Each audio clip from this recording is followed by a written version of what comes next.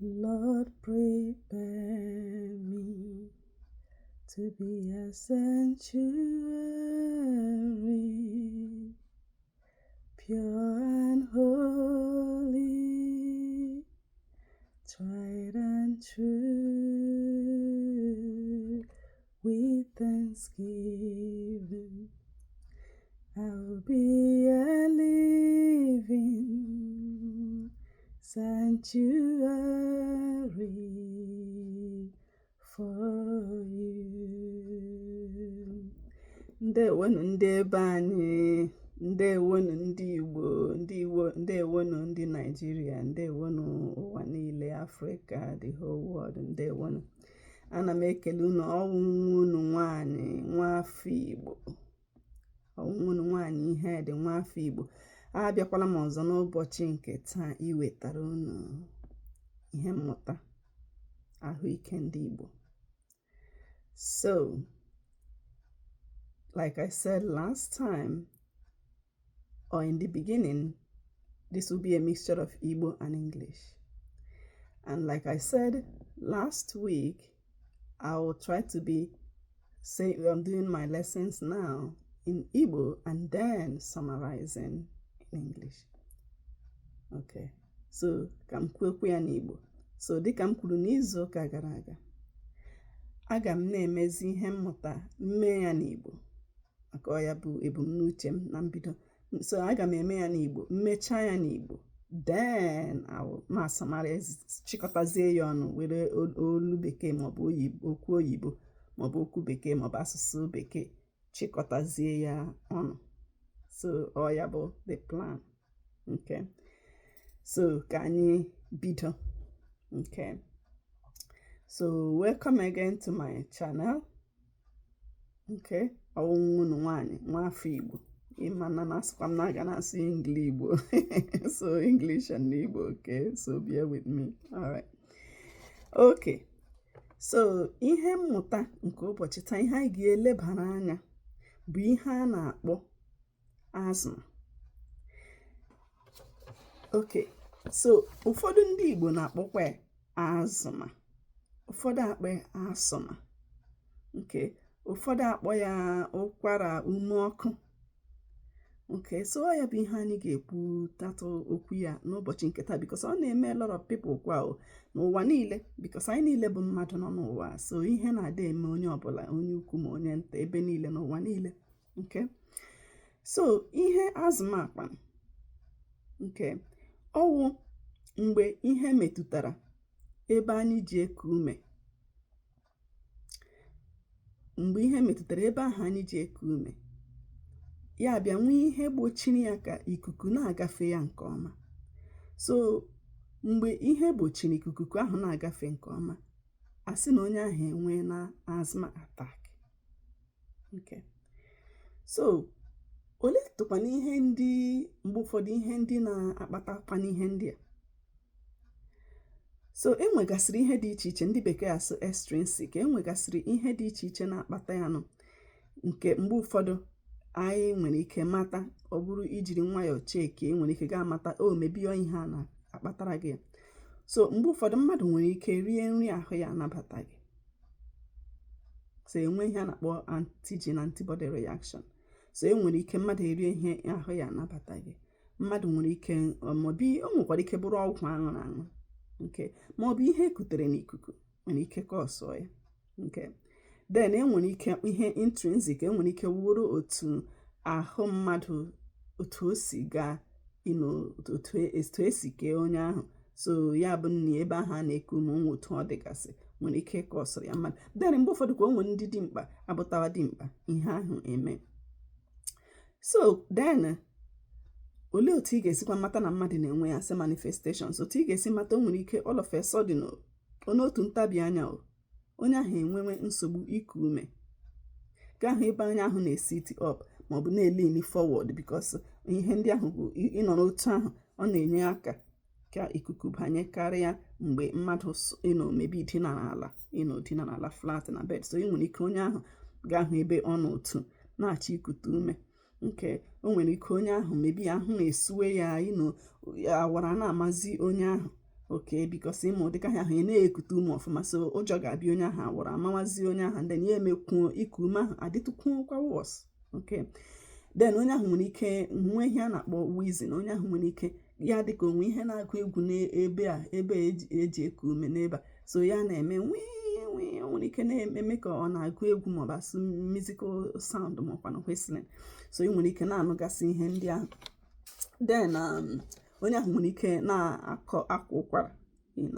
onye ahụ nwekwara ike ọ bụ na onye o mewere na mewe mgbe o nwere ike onye ahụ ga-ahụ ebe ọ bụ na ọ dịla wọs, onye ahụ nwere ike na-achazi otu adịghị mma, maybe ya na-achazi ka akpọrọ ya alụlụ on something ndụ ma ọ bụrụ onye dịtụ ụcha, o nwere ike ga-ahụ na ọ na-acha otu kọla ya mee ka ọ na-echenji because ọ na-ekutama umere ọfụma. So ọ bụkwanụ ndị onye gaa ụlọ ọgwụ enwere ike emegasịa ụmụ ihe dị iche iche. enwere ike mee ụmụ test a na-akpọ ABGO maọbụ onye ahụ akwafụta ụkwara echekie ya ma something like that, ma pulmonary function test gasị beta onye dibịa ga-amanụ ihe ọ ga-eme. So ọ bụrụ na ị nọ nso nso ebe o mego onye ahụ, nọrọ nso nso onye ahụ, welite isi elu because mmadụ sitie up, nọrọ sitie up, ọ na-aka ekute ume karị mgbe onye ahụ nọ flat, dinara flat. So ọ bụrụ onye ahụ welite isi elu, ọ ga-enyere onye ahụ aka. Then olee ihe ọzọ, ọ bụrụ ebe enwe oxygen, onye ahụ ga-enidi oxygen. So then ọ bụrụ ndị nọ ebe a nwere ike itinyenwu IV, ihe ahụ eji enye mmadụ maọbụ drip, ọ bụrụ etinye ya onye ahụ so that onwe ọkụ onye ahụ nidere, enwere ike esi ebe ahụ gbanye ahụ. So then beta ọ bụrụ ihe ahụ mee, ihe ọzọ ị ga-eleba anya, ọ bụrụ na ị nọ ebe o mere, ọtụtụ ndị ọ na-eme unless ma ihe ahụ bụ the first time ọ na-eme onye ahụ.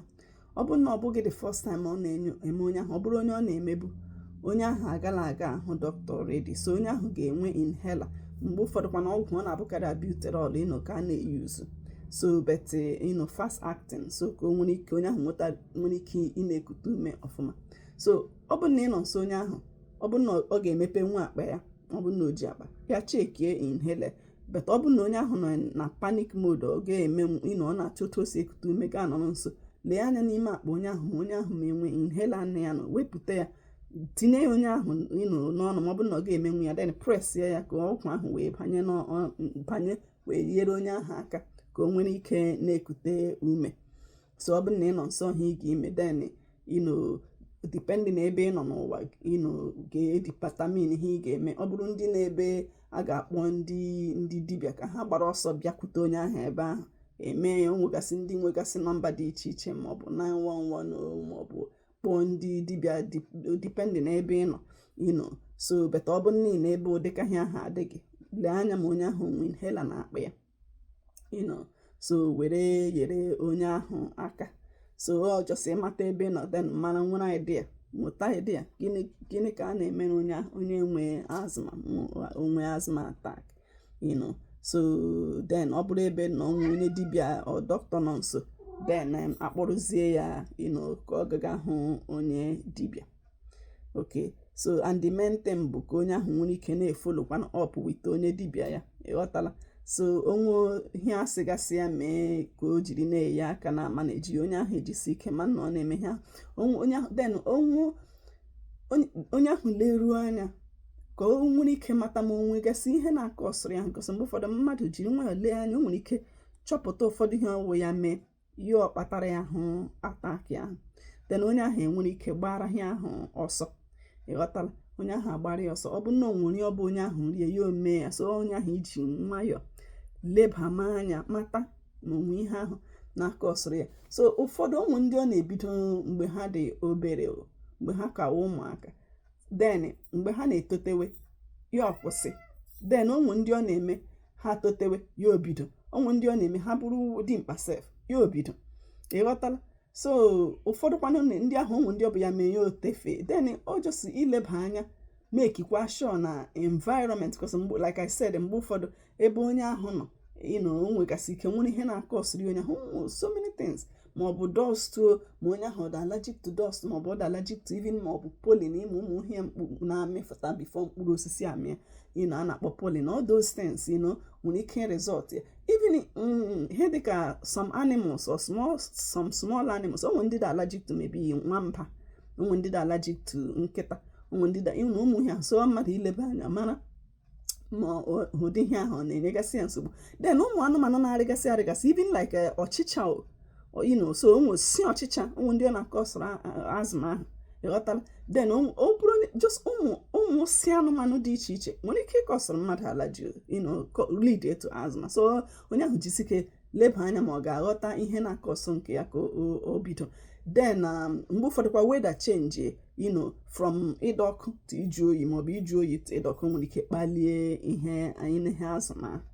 Okay, so now let me summarize our lesson now in using English language. Okay, all right. So yeah, so asthma, it happens to many people in the world. Okay, so that's when our like bronchi.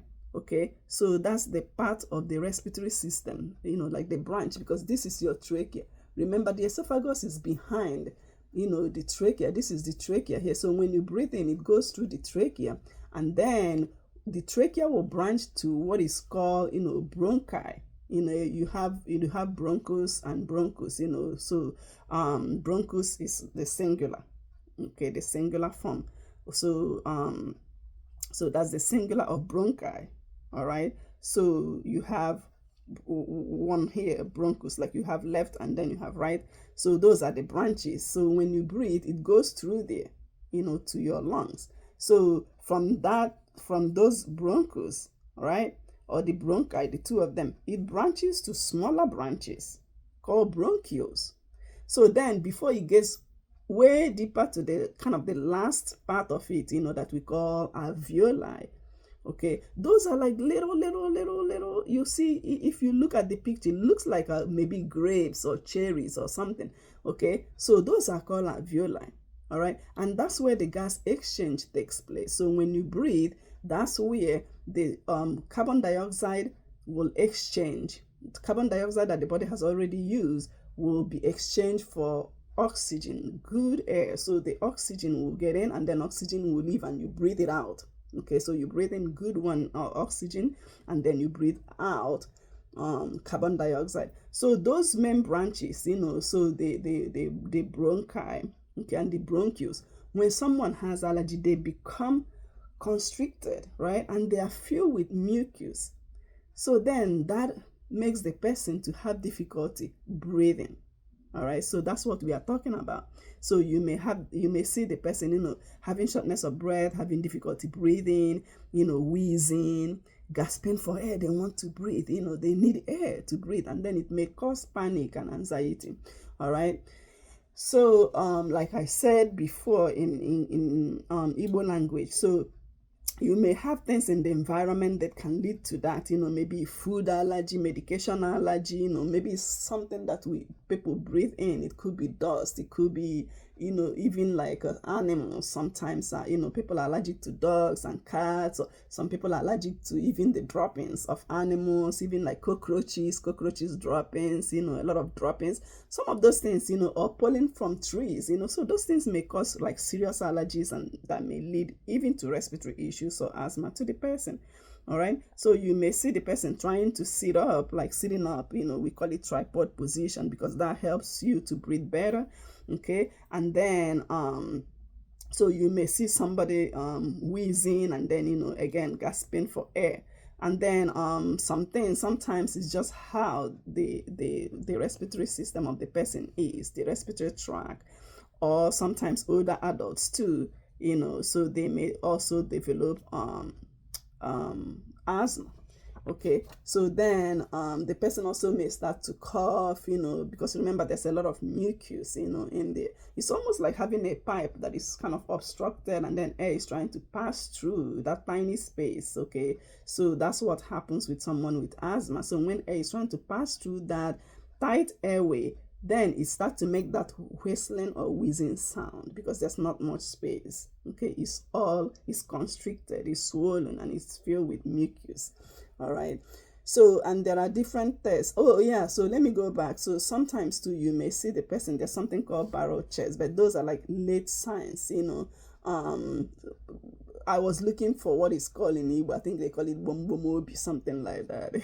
So it's after a while, somebody that's, trying to breathe, your lung is like working hard, and then it kind of expands, and then the person's chest will look different, So some people will call it, like a AP diameter. Okay, so anterior, posterior, right here on this side, and then the transverse. So it's gonna be like 1 to 2 if you have to measure it. That's how it's supposed to be, but with someone with asthma, it becomes 1 to 1. So this side, from this side to here, and from here to here will become like equal, like the same if you measure it. So that's 1 to 1. But regular person, it will be like if you measure here and then measure here, it's like this side is 1, and then this side is like double the size. But someone with barrel chest, maybe from asthma and other respiratory diseases, this side to this side will be the same size as from here to here.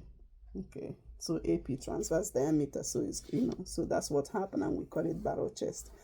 And there are different tests that could be done, but the person will have to follow up with their doctor, to manage this asthma. So they may do different tests, sputum, checking the sputum, doing a culture to look at it, and then ABGs and all that. And just make sure if you're there and somebody's having an attack, unless if it's the first time that it's happening, so they may not have an inhaler. But if it's something that they've been going through, most people, unless if they forget it at home, hopefully not, encourage the person to always keep their asthma with them. So look into their bag or their pocket, their asthma inhaler will be there. We call that one rescue inhaler, usually with albuterol, the medicine.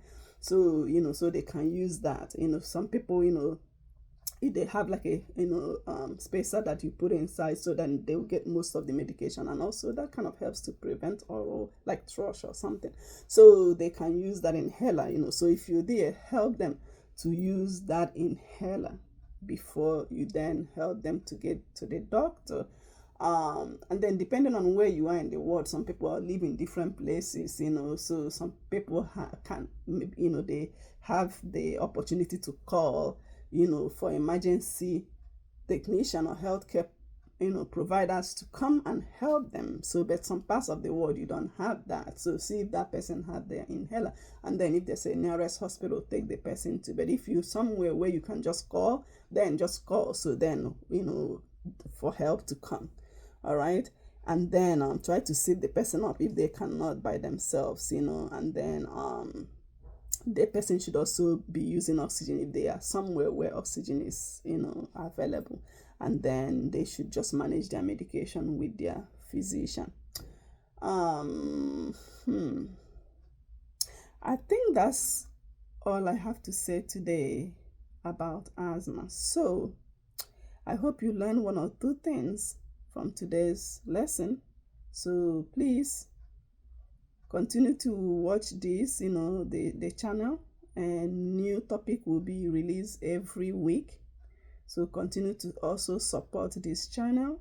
If you like it, click the like button, subscribe to the channel so that you will get new lessons. You get alerted when new lessons are posted, and then share it with people, so so everybody will be able to benefit. Ngwanụ ndị ebe anyị, ọ hakwala m n'ọnụ otu a ka ọ dị m n'ọnụ n'ụbọchị nke taa. So biko o nwere ihe ị chọrọ, ajụjụ ị chọrọ ịjụ, tinye ya n'ebe kọmentị ahụ, okay, nke so onwe ihe m chefuru ikwuhie, makwa na onwe ajụjụ ị nwere ịjụ, jụọ ya ebe a, then aga m respond back, okay. Ọ dị mma, ka emesịa, bye bye.